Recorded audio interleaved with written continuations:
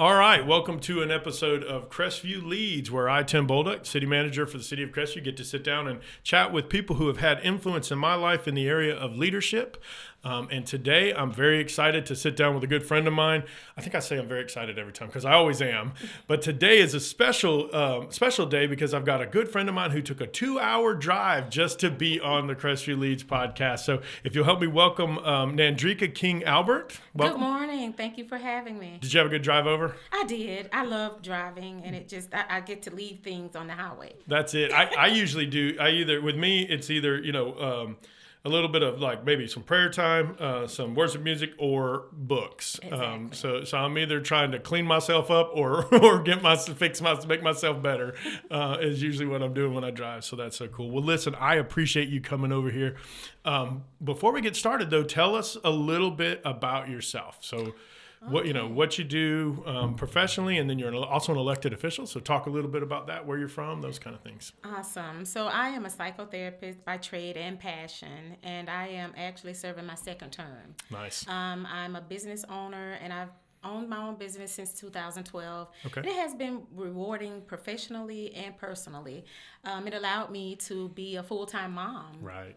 For my daughter. So that was definitely a plus. Right. And she's about to graduate. Yeah, she's about to graduate. Yeah. Excited about that. Yes, absolutely. Very cool. Midway. You said you City- said you're on your second term, so you're Midway City Council. Yes, sir. Right. Okay. And so you've owned the business since 2012. Mm-hmm. And so what is the name of the business? Hilltop Rise Consulting is the name of my business, and ultimately providing behavioral health services. Okay. And I didn't want to stagnate myself with just mental health therapy because there's so many other areas and the need for mental health. So I left it open with consulting. So tease out with behavioral health. That must be why my wife Kim loves you so much. She's hoping you'll fix my behaviors. Is that what it is? And the reality is we all need to be fixed. We all need a little adjustment. Absolutely. Right. Because we all involved. So what does that mean, though? When you say behavioral health, what does that mean? Behavioral health is how you behave in your environment. Okay. It could be work, it could be home, it can be play. So is it kids, adults, both, everybody? Everybody. Okay. Everybody is inclusive. Right. And so you go in and take so like if you have a client that's with you for behavioral health, you go and what's the desired explain to me a little bit how it works. So there's an assessment done for that individual, and they come and you have, I will have some insight as to their problems. Right. And the behavioral plan or the treatment plan is strategic around their needs and their wants and what they desire to do. That's very cool. And behaviors, historically, if you had some behaviors, it was looked upon as being negative. Right. But depression, you have behaviors as a result of depression. Right. So it's not necessarily something ill will. It's just something you want to change. Right. We talk actually. So we one of our mottos, our internal mottos at the city of Crestview is that we're going to be technically sound and put people first. Yes. And so what I mean by that is we make sure we develop people to do their job, the function of their job. But then once that's done, everything else that we do is focusing on individuals. And I believe that as the leader of the city, if I take good care of the people in my charge, then they're going to go off, and when they interact with the people in the public or they interact with each other, that they're going to do the same thing. Exactly. Right. And so we put a heavy focus on that. And so is any of what you do you do anything with businesses where you come in and like help that, like to make sure that businesses have a space? Because I mean, post-COVID, right, it's been a different world to keep people from getting burnout and the burnout's that catchphrase everybody uses, but just from burnout and frustration and anxiety and panic attacks and all that kind of stuff. So is that something that you do as well? Yes. COVID did present some different scenarios for us, and we are still making adjustments today. Right. I had to actually change my entire method of practice because I was primarily doing mental health therapy in the school system. Okay. Well, the schools shut down and weren't allowing providers to come in, so it was a challenge for me. Right. I had to evolve, and I had to restructure my delivery, and thus that I am here today. Right. And absolutely, the workforce changed. And I remember attending a conference and talked about some of the changes that would come forth, and they are definitely coming into fruition. And talking about evolution, times have evolved. We have a different generation that is within the workforce, and so things have changed drastically. So we in fact, this morning I was doing some work on employee evaluations and was using some AI tools to help just playing around with the idea, because a lot of my employees struggle with that piece. Like they want to say, oh, well, he or she's a good employee. Well, what do you mean by that? And so I'm trying to help we're exploring the idea of using some of these AI tools to have them say, well, list the 5 things that they're good at and let it help you expand on how you teach them about how good they are. Well, I'm saying that to say this. The problem with the AI stuff is that the more we're dependent on it, the less we will develop cognitively. With COVID, it seems like, I led here before COVID and then through COVID and now post-COVID, if we can call it that, post-COVID. And just the difference in how people are able to relate to each other because of, for a period of time, there was work from home and all. And then the people that we deal with that used to be in an office, these engineers and stuff used to be in an office. Well, now they can do everything remotely. Mm-hmm. And then big business understands I don't have to pay rent anymore. So let's just let them keep working from home. But the lack of socialization that occurs is something that is just, so I imagine in your field, that's just something that keeps changing and changing and changing and at a rapid pace. Absolutely. And I had a personal experience myself. My daughter was home. She was in 8th grade. Mm-hmm. And I'm a mental health therapist, so I realized I have to keep checking in with her. Right. And so she was doing virtual. And I would check in with her periodically. Are you okay? How are things going? And one day, out of nowhere, she had a meltdown. Mm. And I came to the realization, even as much as I was checking in with her, there was a void. Wow. And it was that social piece. Yeah. If you don't know, what the help for all of us? Exactly. How are we supposed to know? Exactly. Where's the help for all of us? Yes. And so I came to the realization that there were going to be some really profound, not so positive effects as a result of the isolation. Right. My youngest daughter graduated during COVID. So her graduation ceremony was 3 different times. They did a recording of her walking across the stage by herself. They did a virtual one. And then they turned around and decided, hey, we're going to let you graduate. But then they put everybody 15 feet apart and all of and only graduated them in sections and just the anxiety of graduation 3 times. And then in all 3 of those times, there was no real socialization component, I guess, for lack of a better term. So it's she's got over it though. She's crazy. She's a worship leader and a youth pastor and all. I mean, she's re-socialized. She's got her stuff done. But I mean, for it's interesting to say, and I appreciate you saying, like, as a professional in that field, you would think got it all figured out, and then there's a curveball. Yes. And so, like, for us as leaders in an organization, it's hard to know. I catch myself, honestly, when I have conversations where we're doing mentoring or anything like that, and people are trying to relay to me what their current struggles are. You want to just say suck it up, but I mean I really do. Yes. But then you realize you have to stay open to the idea that things, like the world I came up in is different than the world that they're coming up in.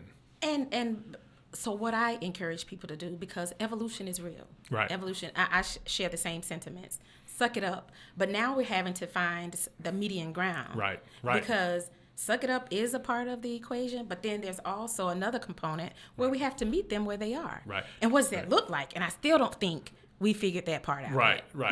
But it's interesting too that you said that, because, and we're maybe getting off subject, but it's okay.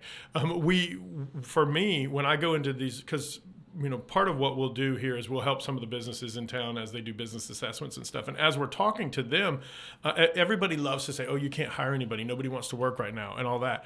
But I think part of the problem is that, and there's maybe some truth to that, but what I think is actually happening is, as businesses, entities, local government, we're not changing the way we're pursuing the employee. And so we're not getting them. There is a pool of people who are willing to work, but we want them to do it the way that we always expected them to do it. Local government in particular, we didn't recruit on money, we recruited on security and retirement. Well, this generation doesn't care about security and retirement because they're growing up in a place where they have fear that there will even be the potential for retirement, right? Yes. And so if we don't understand what's going on from a psychological perspective with them, they're not going to come work for us. Is that? Well, and yes, there's definitely some truth to that. And the caveat is we don't know where retirement is going to be. Right. So do we Absolutely. just throw it out of the window? Right. Or, how do we bridge the gap? Right. But there needs to be an effort to figure out how to attract them. Yeah. And part of some of their expectation is unrealistic. Right. I want to come in the door making this astronomical amount of money with no experience. Right. That doesn't meet the Right. model in terms of Right. retention and all of those factors that play a part. But we are having to rethink how we recruit, even with in terms of retention. And on the retention side, and I may have talked about it on this podcast or on somebody else's or something, but in regards to retention, one of the things I think in local government that we have to start doing is we have to start recognizing that because retirement is not necessarily the drive to stay, if I get a good employee. Now I'm talking about somebody who understands the mission of the city, somebody who comes to work, somebody who is responsible, learns, does the things that they're supposed to do.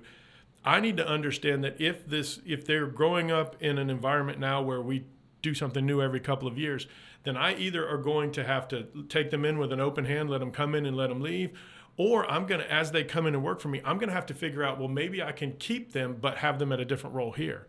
And I don't have to retrain somebody on the mission, right? So allowing people to move in and outside the organization so they can scratch that itch for something new that we didn't have to deal with before. When my dad served in the military and then told me, go for something where there's retirement, go, hit the same thing over and over again.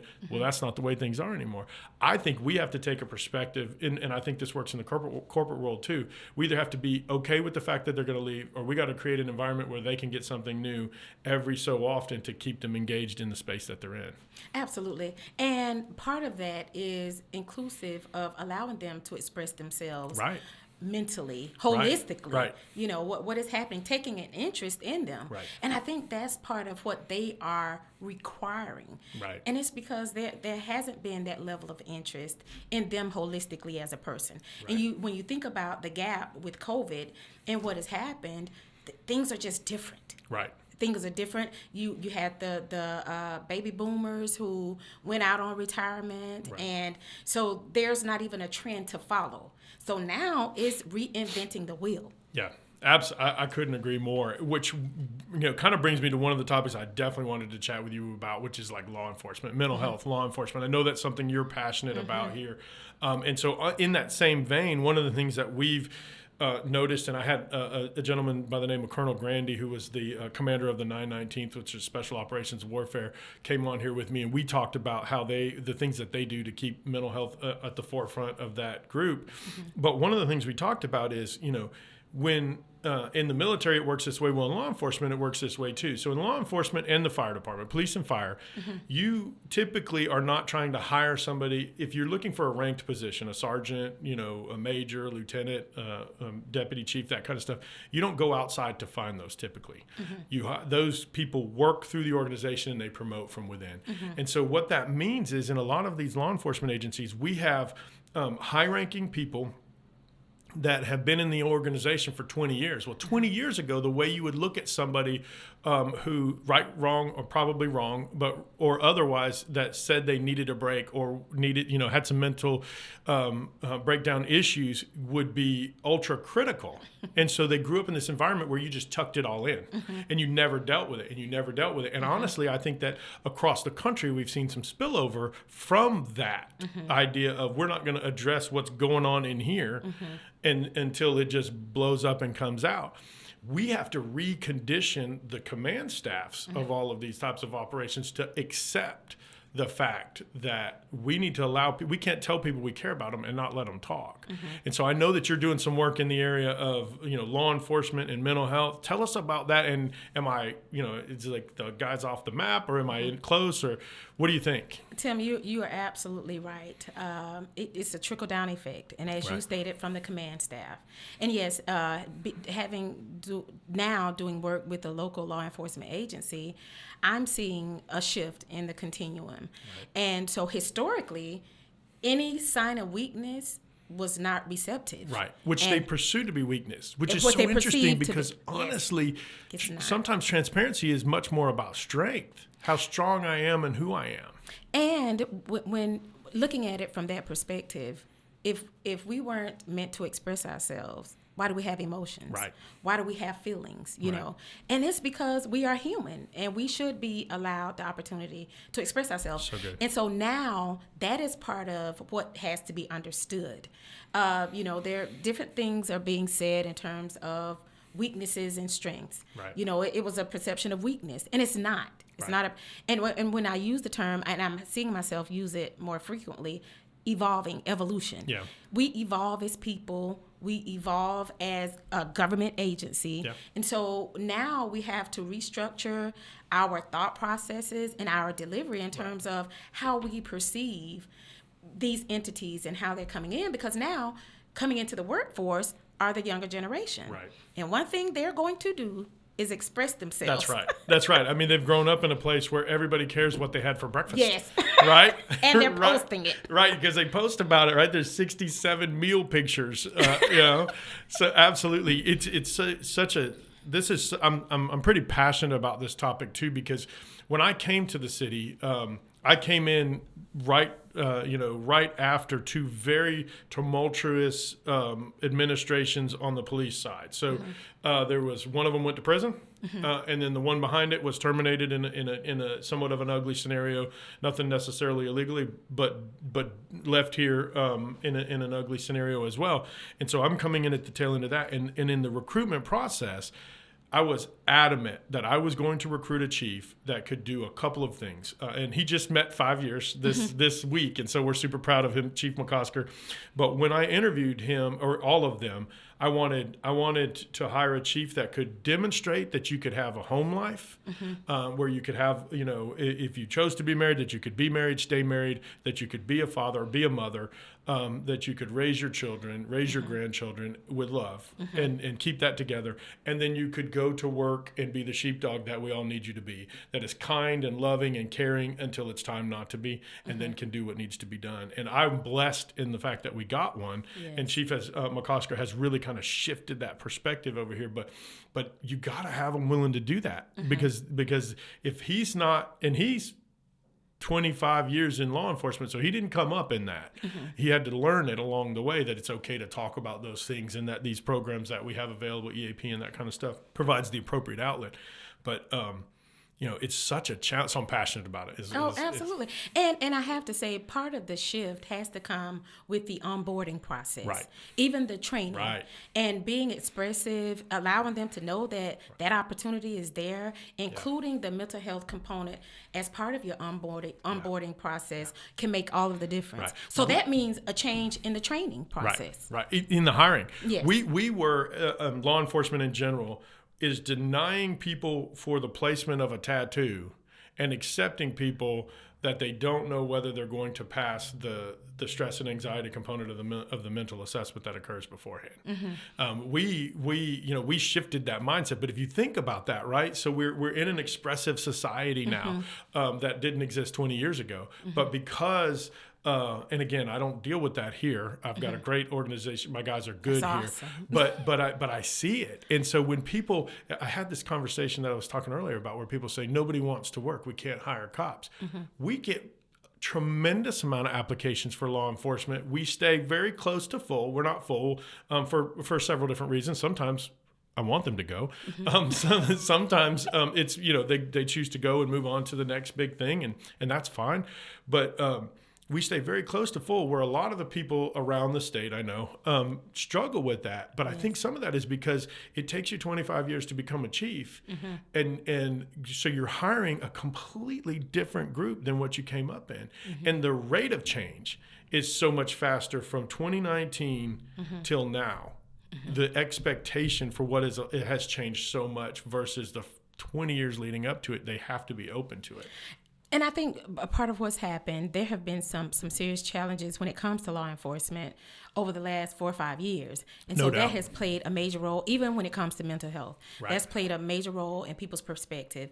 And now the piece of being competitive, that's a challenge for us in Midway. Right. We're in the middle of 2 larger cities. And so, granted, the sheriff departments were awarded revolving funds. Right. A city the size of Midway, we can't compete with Tallahassee or Quincy. Right. So it's a challenge for us for retention. Yeah. And so we're having to be very creative in terms of how we deliver as well as recruit. And so what does that look like? And there's no one size fits all. And I think that's something that has to be understood. Yeah, one of the things that we do for that is we have a lot of opportunity to invest in them. Okay. They're constantly so we do a thing called Lead Crestview, where it's an 8-month-long program where they're learning about leadership and all this stuff. Well, we provide a bunch of different opportunities for them to continue to be invested in.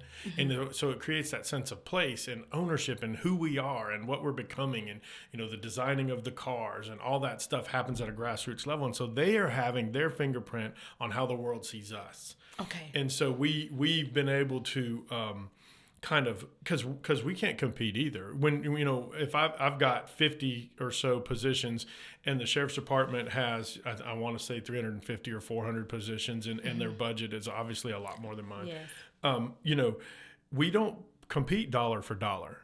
We all understand Maslow's hierarchy, so they got to be able to eat. They got to be able to survive. They need to be able to take care of their families. I don't want them to have to work all this overtime and all that stuff. But once we get to that place, we want them to be, and in law enforcement, you have a chance right now, I think we have a chance to stand out as a place where people can be proud to be at, because there's chaos. And then there's, the people that don't even understand what really happens talk so badly a lot of times about law enforcement. If your agency is one where you can create this sense of place and a place to be proud to work. That's one of the things we told him 5 years ago when we started this, when Chief got here, is we're going to be the premier agency in our area, and we're going to make it a place where you can be proud to work. And that's coming off of a deputy chief going to prison and 2 chiefs getting fired.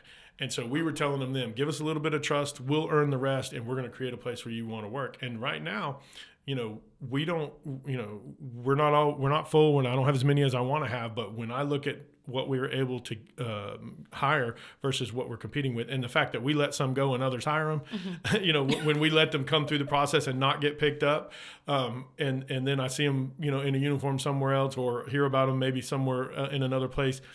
I'm proud of that because we're creating this place where they can be proud of where they want to be. It's an investment. 100%. 100%. Yes. So what do you do? So from a mental health side, I know you work with is it the county or something? You provide some services. So what do you do? What are you doing from a practical perspective to invest in law enforcement? The first thing that I consider is that I'm human. Right. And unfortunately, even the way people perceive us as therapists, that we don't deal with issues. Right. I'm human. Right. Well, so I love that you started the conversation by saying I do this for a living, and I had to learn something from it. I love that. So I don't want people to think that they're talking to someone who hasn't experienced something. Yeah. Do you want somebody telling you who's experienced some things, or someone who has not? Right. So for me, it's a moment of transparency. Yeah. Definitely keeping in tune with, sure. There's a professional relationship. But you have to meet people where they are. Right. And so having a floor, when you look at mental health historically, there's the couch and you sit down and you talk about that's not how therapy works, or that's not how the intervention is. You meet people where they are, and you hear them where they are. And I hear people come in with all types of issues, from family health, children, marriages, the workforce. Right. And so you have to meet people, and you have to be transparent and allow them to be transparent, and to understand that they they are an individual. Right. And so there's no one size fits all. And so when you're dealing with the workforce, you have your rules and things, but I'm able to provide an atmosphere where those rules don't apply. Right. Because now the focus is on that particular individual. And so I love that, yeah. Absolutely. So what I'm doing with the sheriff department are wellness briefings. And basically once a year they are allowed to come in and share. It's the floor is open for them. And they are granted up to 30 minutes to share whatever. And out of those 30 minutes, if they see the need to continue with therapy, then it continues. Right. But what I'm seeing is a trend where there's that stigma from you can't show any signs of weakness. Yeah. You can't be expressive, or it's frowned upon. Wow. And so Yeah. trying to...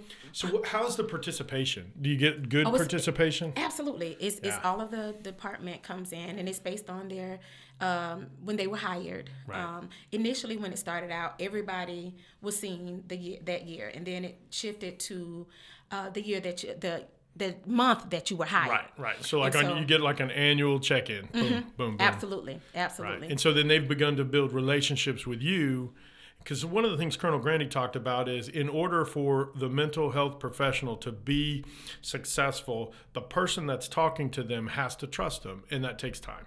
Yes, it does take time. And it doesn't happen overnight. Right. It may not happen in 6 months. It may not happen in a year.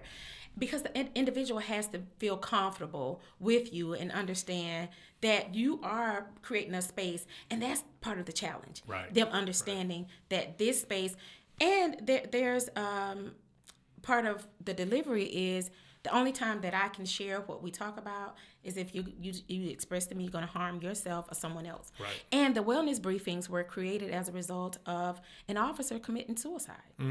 Yeah. And so that hit the agency like a storm. So it's one of my greatest fears between the police department side and the fire department side is that because I believe that that these individuals are in my charge. I've been given the opportunity to care for them, be responsible for them, and I want to always make sure that they've got that space because, on the fire department side is the same thing. These guys will go out, guys and gals will go out to a call and an infant's passed away and something drastic has happened. An infant dies or someone the exact age of their child in T-ball dies, and then they have to go home and be with their family. And so being able to process that and then not take that home to the house is why I think that those, divorce rates and things like that are so high. Yes. It's why, at the beginning of this, I talked about when I recruited this chief, one of the things I wanted to recruit was I didn't care whether it was male, female, who it was, culture, any of that stuff. What I cared about was that, honestly, is that they had a family and that they could keep that family whole because I wanted to, be able to show in that industry that it's possible. Absolutely. It is definitely possible. And the opportunity to, I guess, have a debriefing after you've had that experience. Right. Because a lot of times they're not offered or afforded the opportunity. Right. They're debriefing amongst each other. Right. And so they're just passing the same information. And it's a lot of times it's a very maudlin type of humor. Yes. And that's how they address it. The public doesn't understand that. Right. And I think they are crafty enough to know not to express that in front of the public. But it is definitely a coping until method. somebody pulls a camera out. Until there's a camera in the room and somebody's disgruntled. Yes. And that was one of the challenges, was thinking that I wouldn't understand the humor, but I understand coping mechanisms. Sure. So I understand that. Right. But still, what is needed is an opportunity to really deal with those true feelings. Right. And for them to be expressive about how they were affected. So good. Yeah. I love that. That's awesome. We are almost out of time already. Almost. You want to do it again? You come do this again with me? Oh, absolutely. And you don't know, you've been a wealth of knowledge for me in terms of your operations. And there are some challenges I've had, being on the council and how things work and whatnot. And so we definitely have to continue those conversations. We'll do it. We'll definitely we will absolutely do this again. I might get you to hang around. We'll shoot another one in just a second. But I always like to ask everybody at the end of every episode this one question. Because this is a leadership, it's Crestview Leads. It really is around leadership. I always ask everybody to think of someone in the course of your career, your life. It can be family, friends, anybody, but somebody in your life that you looked up to as a leader, that you want to, demonstrate some of those same characteristics. And what are the characteristics and why? So who was it? What did they do and why? Oh my gosh. There are several people. I call it my village. So but listen, I said this on a previous podcast, so you can fact check me on this. The most intelligent people, well, that's not really fair. Because but all of the it's funny the more seasoned the more seasoned people always say it's a group of people, and they put some amalgamation of a bunch of different people together. So at 50, let's go. I can have a village at 50. But if you caught me at 25, it may have been one or two people. Right. But now, and I have to give credence to someone that I worked with, and she definitely set the tone for me. And at the time, she was dealing with some mental health issues with her daughter. And this is by way of Dr. Henrik. I don't know if this will ever come upon her path, but she called me in. I was working one day, and she called me in, and I didn't know a whole lot of personal information about her.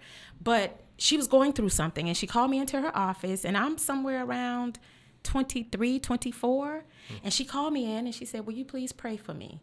And basically what she was dealing with, her daughter had attempted suicide. And there were some family issues that contributed to, some of the issues she was dealing with. And she was getting ready to catch a flight to go and see about her daughter. But the fact that she wanted me in my youth to come in, and then hindsight, as I became older, I realized the importance of being that person. I don't care where you go. Right. You have to be who you need to be for people. And sometimes that means getting out of your way. Right. And she called upon me. And so when I processed what really happened, and she shared some more intimate details about the family dynamics. And I have to say, she and I were two totally different people. She was very mild-mannered and soft-spoken, but she had a really serious impact on me. Awesome. She did. That's awesome. Well, thank you again so much for coming and hanging out with us. We will definitely do this again. And I appreciate you. I appreciate what you represent on the League of Cities. What you're doing for Midway over there is very, very exciting. I love to get to hear about it, and any chance I can to be a part of it. So for those of you who are listening, if you like it, share it. We're on all the different podcast platforms. Check us out. Tell us your friends about it. Put something down in the comments that you'd like for us to talk about. And thanks for joining us, and this is why Crestview Leads.